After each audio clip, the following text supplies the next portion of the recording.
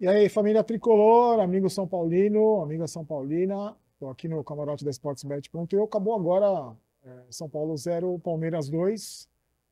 Vamos falar com calma aqui. Eu tenho uma. Vendo o jogo aqui do campo, né? Estou no camarote da Sportsbet.eu. Estou aqui no. Vendo o jogo, analisando. Quando você vê de dentro de campo, que você vê do estádio, né? Você tem uma noção de diferença, porque a gente não costuma acompanhar muito o Palmeiras, né? A gente acompanha só pela televisão. Quando você vê no campo, a gente vê, para mim, algumas características ficaram muito marcantes nesse jogo aí, nessa derrota. E eu queria dividir isso com vocês e queria ver o que vocês acham, se vocês concordam com a minha opinião, porque para mim ficou muito claro e eu acho que a gente coloca um certo, não vou falar choque de realidade, não vou falar nada disso, mas a gente coloca um pouco né, fim de ilusão, de qualquer tipo de ilusão que a gente tenha com o time do São Paulo. Deixa eu falar do futebol rapidinho, o melhor aplicativo de futebol para celular. Daqui a pouco tem os melhores momentos aí do clássico, já no futebol, e você também pode conferir na Sul-Americana, Comebol Sul-Americana e Comebol Libertadores, nesses ao vivo do melhor aplicativo de futebol para celular. Então não perca, baixe, se divirta, se informe, sempre com informações de qualidade, sempre com, né, credibilidade. Então, baixe de graça, totalmente de graça, está no primeiro link da descrição. Vamos lá, gente. Eu acho o seguinte, a gente tem hoje um clássico com um time que não perde há muito tempo, né? O time que está junto há muito tempo, tem um treinador, a gente vai falar do treinador daqui a pouco do Palmeiras, um time que está junto há muito tempo, que tem um treinador que faz um trabalho. Só que no clássico hoje, com quase 60 mil pessoas, 56, mais de 56 mil pessoas, 56.800, alguma coisa, no clássico as coisas ficam divididas, né? Eu acho que fica bem. É clássico, pesa a camisa, pesa, né? Histórico, Morumbi lotado, São Paulo jogando em casa, o Dorival tentando fazer o possível aí com esse time. Só que eu acho que em jogos assim, para mim ficou muito claro hoje, nesse duelo contra o Palmeiras, o seguinte: dois fatos muito importantes. Assim. Primeiro, a qualidade dos jogadores. Qualidade dos jogadores. O São Paulo errou duas saídas de bola, o Palmeiras fez dois gols. Só o Dudu errou umas três saídas de bola aqui, errou o passe errado, a defesa do Palmeiras também saiu errando. E o São Paulo não consegue definir, porque tecnicamente tem jogadores muito fracos, né? A gente está discutindo aqui o trabalho do Ceni, né? Discutimos muito o trabalho do Ceni, que é um treinador horroroso, o esquema tático do Ceni, a visão que ele tem como treinador é muito ruim. O Dorival, que tem uma visão melhor, que é um técnico 1000 vezes melhor, a gente já conversou aqui, esbarra na deficiência técnica desse elenco limitadíssimo aí. São jogadores que, infelizmente, para enfrentar, para mim, o melhor time do Brasil, não tem condições. Então, quando a bola sobra ali na entrada da área, o cara vai lá do Palmeiras e fuzila o goleiro. E do São Paulo chuta fofo, não dá bola fora do estádio, chuta o goleiro defende, do Palmeiras defende, que é um ótimo goleiro. E outra coisa também que eu acho muito importante para a gente analisar é o seguinte: tem jogador de futebol que nasceu para jogo grande. Tem jogador de futebol que nasceu para decidir. São chamados jogadores decisivos. Esses jogadores, geralmente, só você ver a história aí, bom, esses jogadores, geralmente, eles definem resultados, né?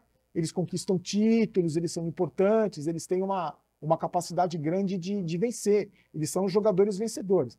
A gente tem no Palmeiras um elenco recheado de jogadores vencedores, jogadores que estão acostumados a decidir, que estão decidindo aí há muito tempo, estão conquistando títulos. Agora, pega o elenco do São Paulo, tirando o Rafinha, me fala, esses caras ganharam o quê? Que título importante tem jogando, né, como titular o Rafael? Que título importante tem o Beraldo, o Pablo Maia, o próprio Arboleda? Fala um título importante aí do Arboleda. Fala um título importante do Luciano. Fala um título importante do Caleri. Fala um título importante desses caras aí. Eles sendo, esses jogadores que eu tô falando, porque alguns já, o Rafael já foi campeão no Atlético, no Grêmio, mas eu tô falando assim, esses jogadores, quais títulos esses caras conquistaram como protagonistas? O Alisson passou em 400 times aí. Ele não foi protagonista em nenhum time. Conquistou alguns títulos porque ele rodou muito. Mas como protagonista, me fala um jogador do São Paulo decisivo em jogos importantes, em clássicos importantes, em decisões de campeonato. Qual jogador do São Paulo desse elenco de hoje, tirando o Rafinha, que na nota de cada um eu encontrei, eu descobri o que é o Rafinha no time do São Paulo, quais jogadores são decisivos? Quais jogadores do São Paulo que na hora H, na hora que você precisa, na hora que vai enfrentar um time considerado imbatível, num estádio lotado, que você precisa chamar a responsabilidade, que você precisa sair jogando com tranquilidade, você precisa ter confiança na hora de marcar um jogador, você precisa ter confiança na hora de finalizar, confiança numa saída de bola. Me fala um jogador do São Paulo que é capaz de fazer isso. Nenhum, velho. Nenhum tem capacidade de fazer isso, porque o São Paulo é um time limitadíssimo tecnicamente e não tem jogadores decisivos, não tem jogadores acostumados a disputar títulos. E na hora da decisão, o que é pior, tem jogador que ainda treina as pernas. Hoje, o seu Arboleda, que para mim é um dos melhores zagueiros do Brasil, tremeu as pernas. Hoje era visível, você vê o estado de nervos do Arboleda aqui dentro. Então é muito complicado você almejar, conquistar título com esse tipo de jogador. Esse tipo de jogador que não ganhou nada vai disputar o segundo jogo da Copa do Brasil na casa do Palmeiras. Estou falando que não dá para ganhar, que já está desclassificado. Não, não estou falando isso. O que eu estou falando é que é muito mais difícil você conquistar alguma coisa quando você tem um grupo de jogadores que não ganhou nada na carreira toda, que ainda está aspirando título, ainda vem para sonhar com alguma coisa. Isso tem um lado bom, que se você vê, não falta vontade. Eu acho que hoje não faltou vontade para os jogadores. O São Paulo foi muito melhor que o Palmeiras no segundo tempo, né? Teve algumas oportunidades, mas é aquilo, na hora de definir, consegue definir. E quando caiu no pé de um jogador do Palmeiras que já está vendido para o Real Madrid, o menino definiu o jogo. Então, e aí o que acontece? Isso é a destruição que o São Paulo passou nos últimos 10, 12 anos, que você é obrigado a contratar jogador desse jeito, porque você já contratou errado, você já jogou dinheiro fora, você já rasgou dinheiro, então você tem que contratar esse tipo de jogador, que até pode ter vontade, mas, irmão, eu e você, a gente tem vontade também. Se a gente colocar a gente aí, eu posso morrer de infarto com 10 minutos de jogo, mas eu vou correr os 10 minutos. Vontade, às vezes, só não basta. Então, vai ser muito difícil o São Paulo conquistar alguma coisa com esse grupo de jogadores. A gente vê aqui, dentro de campo, você tem uma visão, quando você está no estádio, você tem uma visão muito melhor, né? Você não tem um jogador do São Paulo capaz de chamar a responsabilidade. Você vai, sabe, eu vou dominar a bola, eu vou tentar uma jogada individual. Quem que vai fazer isso no São Paulo? O Luciano. O Luciano, se der 3 embaixadinhas, ele cai para trás. Ele tem um traumatismo craniano. Porque ele, tecnicamente, ele é muito ruim jogador. Ele é um péssimo jogador, tecnicamente, né? O cara que vai distribuir jogo, que vai dominar, que vai tocar, que vai... Ele não tem condição, ele é muito ruim. O Caleri é outro jogador, tá? Ele joga sozinho, a bola não chega, mas é um canela de madeira. Você não consegue fazer uma tabela com o Caleri, porque tecnicamente ele é fraco. E outra coisa, o Caleri, para mim, é outro jogador que na hora da decisão ele some. Na hora da decisão, na hora do jogo grande, na hora do jogo importante, ele some. Hoje ele não pegou na bola. Ah, mas a bola não chega. Contra o time menor, não chega e ele faz gol também. Então, é muito difícil, gente. Hoje, o choque de realidade, não vou nem falar para você que foi choque de realidade, porque choque de realidade a gente está tendo já há muito tempo.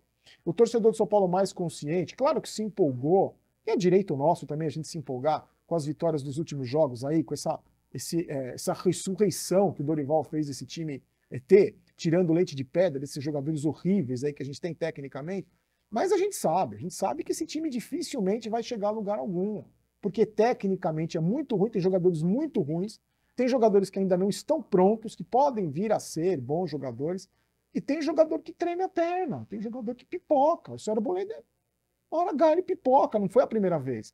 Não foi no primeiro clássico, não foi, ele pipoca. Na hora H o Arboleda treme a perna. Contra time menor, sem menor expressão, em jogo que não é tão importante, ele brilha, ele arrebenta, ele tem personalidade, ele tem confiança. Vai jogar um jogo grande, não é a primeira vez que isso acontece, e não é a primeira vez que isso acontece com vários jogadores do São Paulo. Então o jogo, acho que vocês conseguiram assistir, o São Paulo teve um lance de pênalti, que não foi pênalti, mas a regra é tão estúpida que a bola bate na mão, no jogador do Palmeiras bate na mão, não tem que dar pênalti mesmo, mas a bola sobra livre para a Arboleda, aí o juiz tem que parar, foi ver o VAR. E aos 10 minutos o Palmeiras faz um gol numa saída de bola errada, do Alisson, do Arboleda, caiu no pé do jogador do Palmeiras que tem qualidade, ele limpou, eu achei que o Rafael estava um pouco mal posicionado, estava mais perto da trave direita dele, né? O menino bateu muito bem, a bola foi no ângulo, não por culpa do Rafael, claro que não, porque no erro de saída de bola você pega toda a defesa desprevenida, então não tem como. E aí o São Paulo dá aquela baqueada, né? A própria torcida aqui fica. No segundo tempo, o Dorival vem com a substituição, coloca o Juan e o Nestor. Você vê? É isso que eu estou falando. Olha o elenco. Você vai ter que colocar um jogador para decidir, você põe o Juan para decidir. Você põe o Nestor, que é o cara... Não estou falando nem da qualidade deles, tá, gente? Eu estou falando assim, o Nestor é protagonista de qual time do mundo?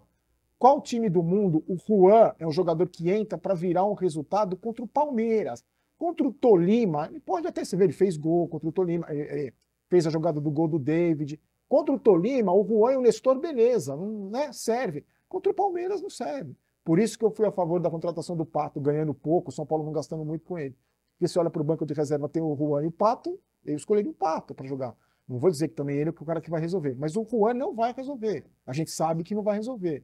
E aí o São Paulo jogou bem, o São Paulo teve vontade, o São Paulo criou oportunidade. Só que na hora de finalizar, erra, na hora de finalizar, chuta a bola fora do estádio. O goleiro do Palmeiras, que para mim é um dos melhores do Brasil, não só pela debaixo do gol, mas ele faz cera, ele caiu uma hora, ficou 3 minutos ali, como ele faz sempre, porque é do jogo, faz parte do jogo. Ele é um goleiro experiente, segura o jogo, arma contra-ataque. Então, na hora da decisão, os jogadores do São Paulo não conseguiram chegar nessa última bola, na finalização clara, limpa, sabe, de tabela, falta confiança e principalmente falta qualidade.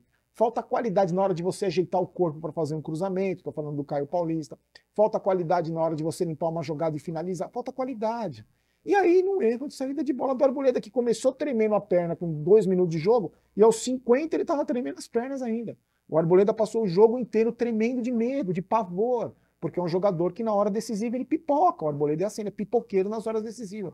É um ótimo zagueiro. Repito, vamos dar as notas de cada um.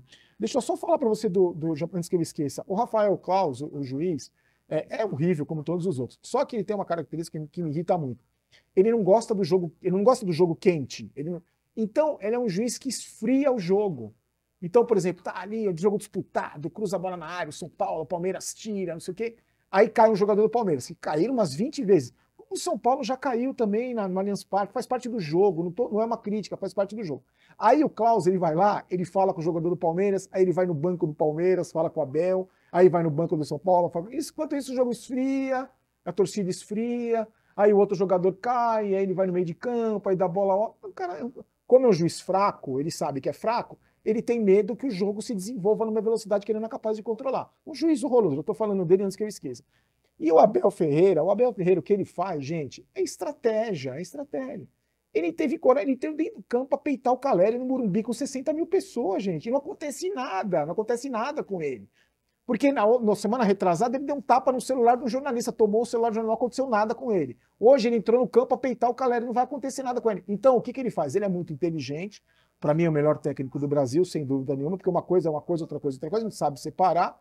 Mas é uma estratégia, então todo mundo foca nele, ele dá um show, ele grita, ele bate palma. É estratégia. Aí na coletiva ele vai falar que foi perseguido, que o juiz prejudicou, que nada mais é do que uma estratégia. Enquanto ele não tomar uma punição de 3 meses, de 6 meses, ele vai continuar fazendo tudo o que ele quer, porque o Abel Ferreira faz o que ele quer, porque não acontece nada com ele. Isso é aquela história da punição, né? Da impunidade que a gente fala que acontece. E ele usa isso muito bem estrategicamente. Então ele esfria o jogo, fica todo mundo xingando ele, aí ele bate palma para a torcida. É um excelente estrategista.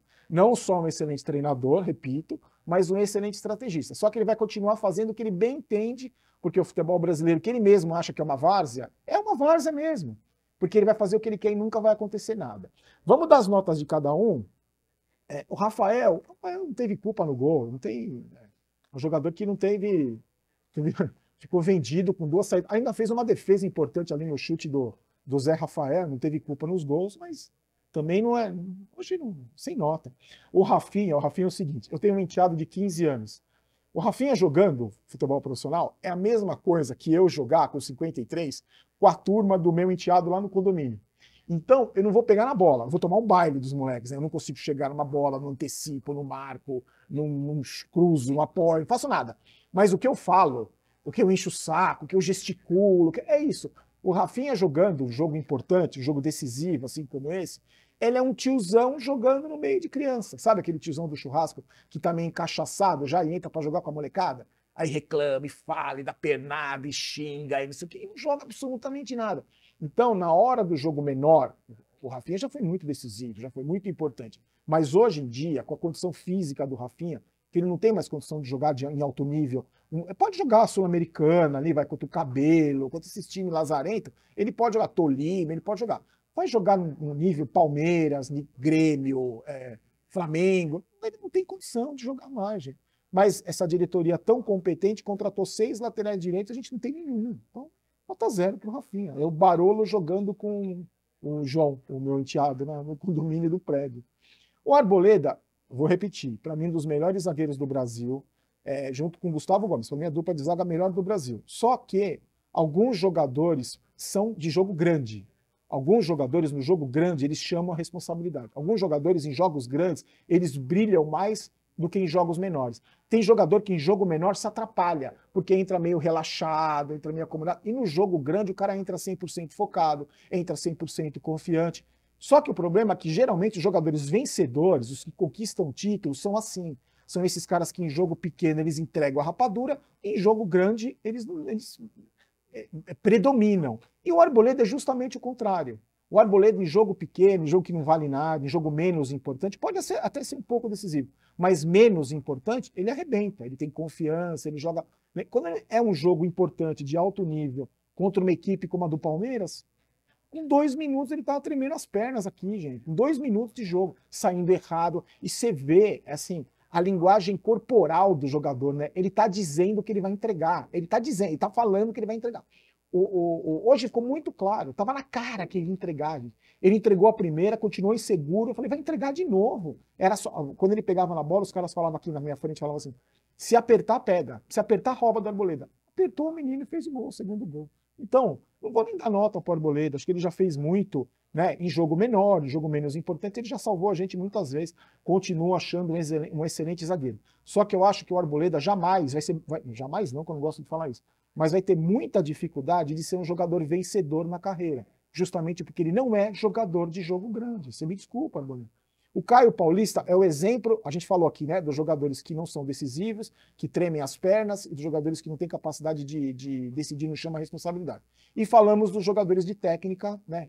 O Caio Paulista é o exemplo claro do jogador que não tem técnica nenhuma. Ele é totalmente desengonçado, ele é totalmente, sabe, não tem tipo de jogador de futebol. Mas ele não se entrega, ele é raçudo, ele briga por toda a bola, ele disputa, ele não se esconde, ele... É um jogador que, tecnicamente, ele é horroroso. Assim, eu estou falando de prática do futebol, sabe? A técnica, o jeito do jogador jogar. Ele é horroroso. Mas ele é voluntarioso, ele é brigador. E é a cara desse elenco do São Paulo. É a cara desse elenco do São Paulo, entendeu? Então, o Caio Paulista é a cara, tecnicamente limitado, como o elenco do São Paulo é limitado. Então, eu não estou falando nem número, tá, gente? Só vou falando da atuação. O Pablo Maia foi expulso. O Pablo Maia, como marcador, ele é um excelente marcador. Só, né? Porque ele não tem capacidade de dar um passe em profundidade, de que fura a linha, né? Que os box-to-box falam.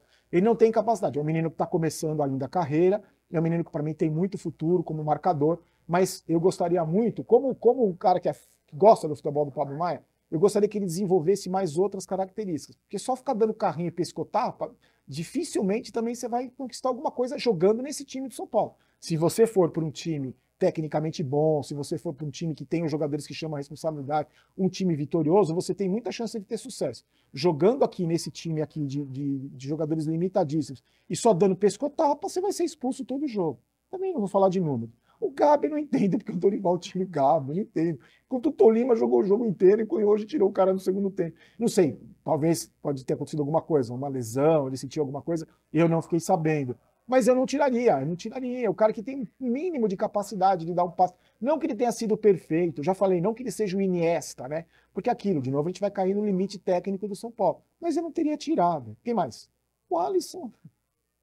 O Alisson é aquele jogador que vai ser um eterno coadjuvante. Quando ele está num time bom, se ele está num time bom, ele não joga, ele é banco. Mas quando ele está num time mais ou menos assim, que está disputando títulos, ele vai pegar medalha, sabe? No final do jogo, ele não entra nunca mais, quando o time vai levantar o troféu, ele entra lá e pega a medalha de agasalho e tal. Quando ele tem que ser protagonista, é o Alisson do primeiro tempo, você percebeu? É o Alisson que jogou só o primeiro tempo.